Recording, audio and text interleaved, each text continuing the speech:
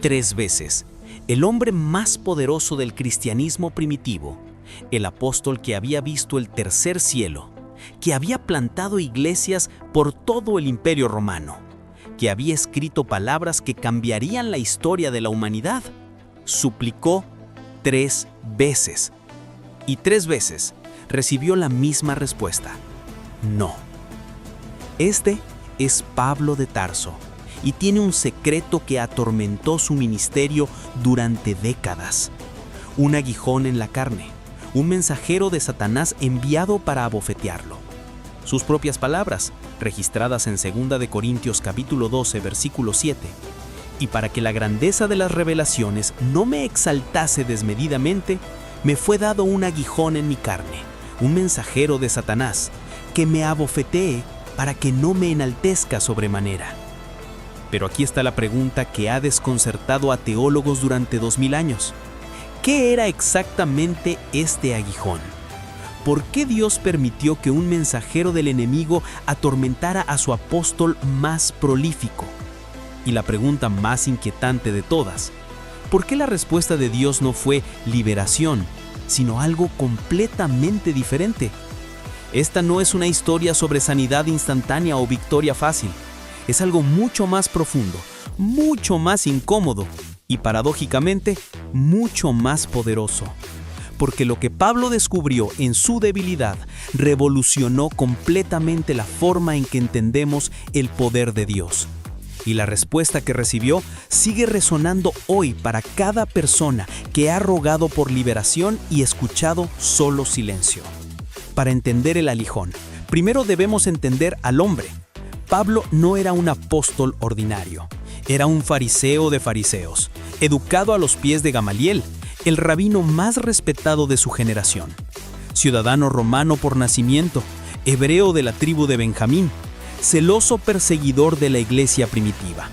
Este era el hombre que sostenía los mantos mientras apedreaban a Esteban, el que respiraba amenazas y muerte contra los discípulos del Señor, el que iba casa por casa arrastrando a hombres y mujeres creyentes hacia la prisión y la muerte. Y entonces, en el camino a Damasco, alrededor del año 35 después de Cristo, todo cambió. Una luz más brillante que el sol del mediodía. Una voz que sacudió su realidad. «Saulo, Saulo, ¿por qué me persigues?». 3 días de ceguera. Un encuentro que transformó al perseguidor en el perseguido, al destructor en el constructor. Pero lo que muchos no saben es que después de su conversión, Pablo pasó 3 años en Arabia, no predicando, no plantando iglesias, sino en el desierto siendo preparado, siendo quebrantado, siendo reconstruido por Dios mismo. Gálatas capítulo 1 versículos 17 y 18 lo confirman. No consultó inmediatamente con carne ni sangre, sino que fue a Arabia. ¿Qué sucedió en esos 3 años? Pablo nunca lo dijo completamente, pero cuando emergió, era un hombre diferente. Había visto revelaciones tan extraordinarias que no podía ni debía hablar de ellas. 2 de Corintios capítulo 12, versículo 4. Que fue arrebatado al paraíso, donde oyó palabras inefables que no le es dado al hombre expresar. Este hombre había estado en el tercer cielo, había visto lo que los ángeles anhelan contemplar, había recibido revelaciones directas de Cristo resucitado. Si alguien tenía credenciales para un ministerio sin problemas, lleno de poder y libre de ataques, era Pablo. Y sin embargo, entonces, ¿qué era el aguijón? Durante 20 siglos, eruditos, teólogos y creyentes han debatido esta pregunta. Algunos dicen que era una enfermedad ocular severa, basándose en que Pablo escribía con letras grandes y que los gálatas estaban dispuestos a sacarse sus propios ojos para dárselos. Otros argumentan que era malaria crónica, común en las regiones pantanosas donde Pablo viajaba. Algunos sugieren epilepsia, migrañas debilitantes o incluso un impedimento del habla. Pero Pablo usa un lenguaje muy específico que no podemos ignorar. No dice una enfermedad, dice un mensajero de Satanás. En el griego original la palabra es angelos, un ángel, un mensajero espiritual. Y el verbo que usa, kolafizo, significa literalmente golpear con el puño, abofetear repetidamente, atacar violentamente. Este no es lenguaje médico, es lenguaje de guerra espiritual. El contexto es revelador. Pablo acababa de describir su experiencia en el tercer cielo, revelaciones tan extraordinarias que ponen a los ángeles en silencio reverente. Y justo después de esto dice, para que la grandeza de las revelaciones no me exaltase desmedidamente. Aquí está la verdad incómoda. El aguijón fue dado, no fue accidental, no fue un ataque aleatorio del enemigo que Dios no pudo prevenir. Versículo 7 usa voz pasiva, me fue dado. ¿Por quién? El texto implica que Dios lo permitió, lo ordenó incluso, aunque usó a un agente satánico para ejecutarlo. ¿Por qué? La respuesta es brutalmente honesta, para mantener a Pablo humilde, para evitar que las revelaciones extraordinarias produjeran orgullo espiritual extraordinario. Porque aparentemente, en la economía del reino de Dios, un apóstol humilde, con un aguijón, es más valioso que un apóstol orgulloso sin uno. Esto desafía todo nuestro pensamiento moderno sobre la fe. Queremos un Dios que elimina inmediatamente todo sufrimiento. Pablo tenía un Dios que estratégicamente permitía cierto sufrimiento para propósitos mayores. Y cuando Pablo rogó no una, sino 3 veces por liberación, la respuesta que recibió no es lo que esperaba. Si esta enseñanza está tocando algo profundo en ti, dale like ahora mismo y compártela con alguien que necesita entender que su debilidad no descalifica el poder de Dios trabajando en su vida. Imagina la escena.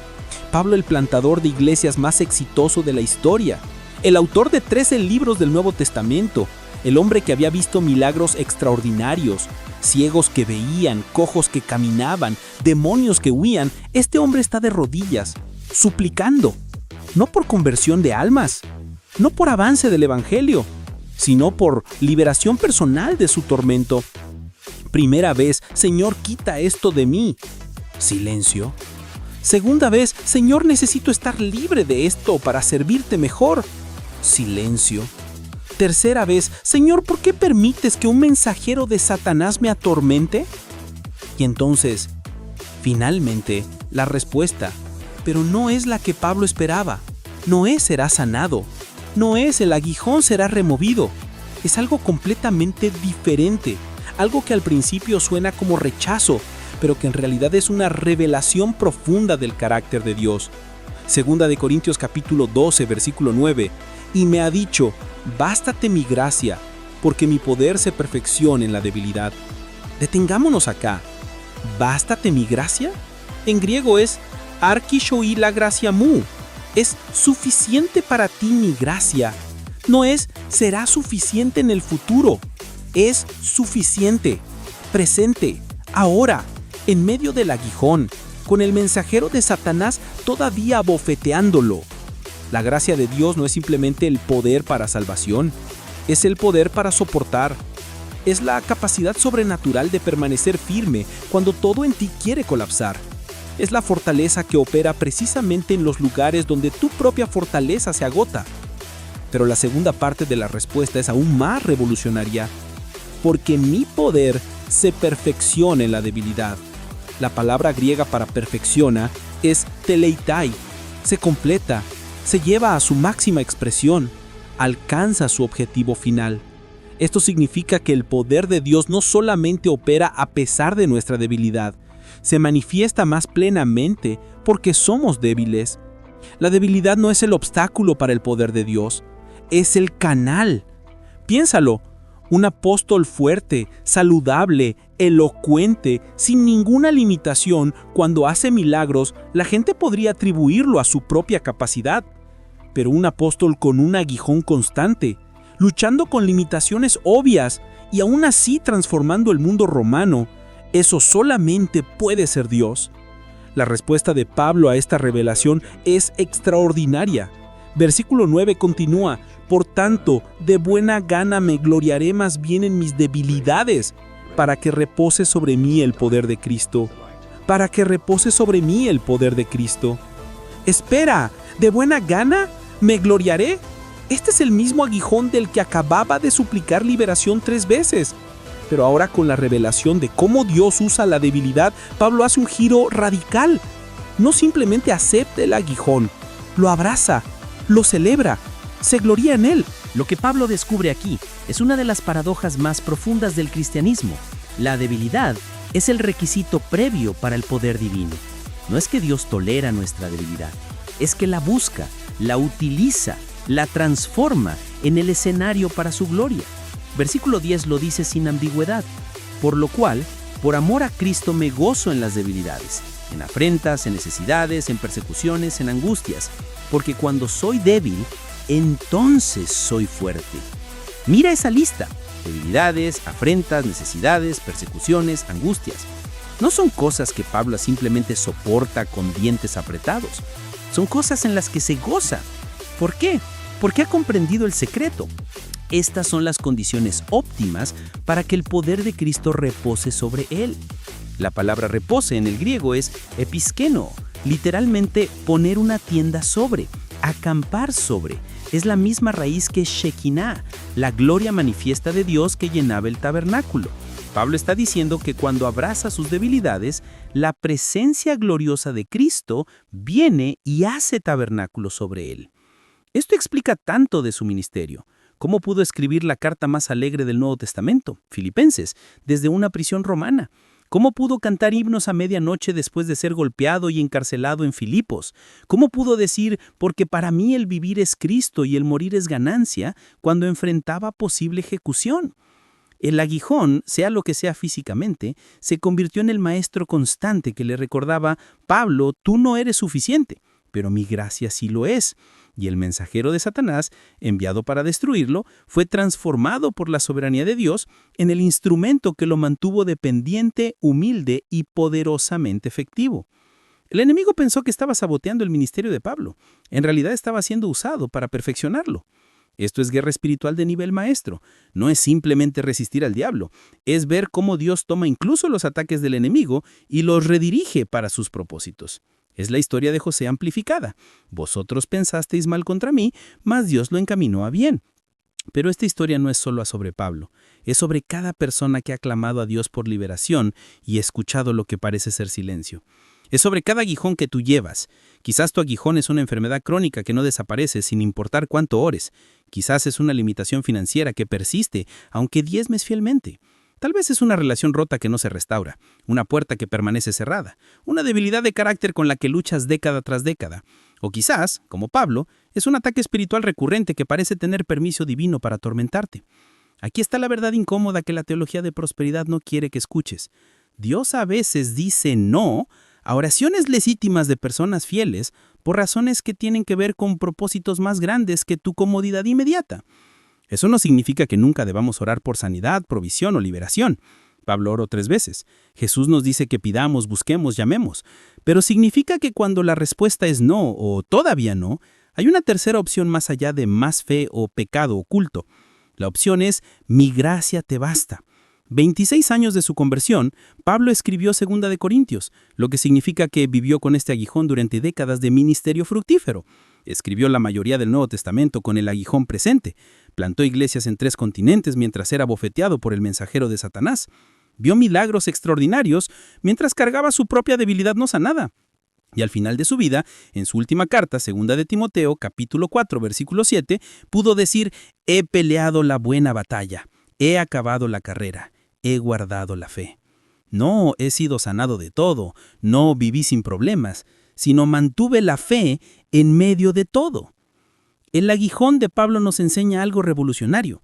Dios está más interesado en nuestro carácter que en nuestra comodidad, más comprometido con nuestra dependencia que con nuestra independencia, más enfocado en su gloria manifestada a través de nuestra debilidad que nuestra fortaleza aparente. Porque cuando eres fuerte, la gloria es ambigua.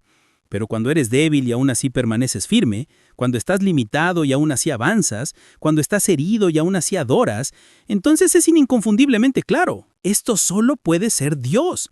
Tu aguijón, cualquiera que sea, no es evidencia de que Dios te ha abandonado. puede ser evidencia de que te está preparando para algo que requiere más de su poder y menos del tuyo. Puede ser el instrumento que te mantiene humilde suficiente para ser usado. Puede ser el canal a través del cual su gracia fluye más poderosamente. La pregunta no es ¿cuándo quitará Dios mi aguijón? La pregunta es ¿qué está haciendo Dios a través de mi aguijón? Porque si Pablo, con todas sus credenciales celestiales, necesitaba uno, tal vez tú también. Y tal vez, solo tal vez, la respuesta que estás esperando no es liberación del aguijón, sino revelación en medio de él. No es la remoción de tu debilidad, sino el descubrimiento de que su gracia verdaderamente te basta, de que su poder verdaderamente se perfecciona en tu debilidad. Esa fue la respuesta que transformó al apóstol más influyente de la historia, y puede ser la respuesta que transforme a ti, porque al final, el aguijón no define tu historia. La gracia sí. Esta verdad del aguijón de Pablo tiene el poder de liberar a miles de personas de culpa falsa y shamame necesaria. Si te ha ministrado, suscríbete al canal y activa las notificaciones. Tenemos más enseñanzas profundas como esta que están transformando perspectivas. ¿Qué otra verdad incómoda de la Biblia quieres que exploremos? Déjalo en los comentarios. Suscríbete, no te pierdas estas revelaciones. Recuerda que el cielo quiere hablar contigo hoy.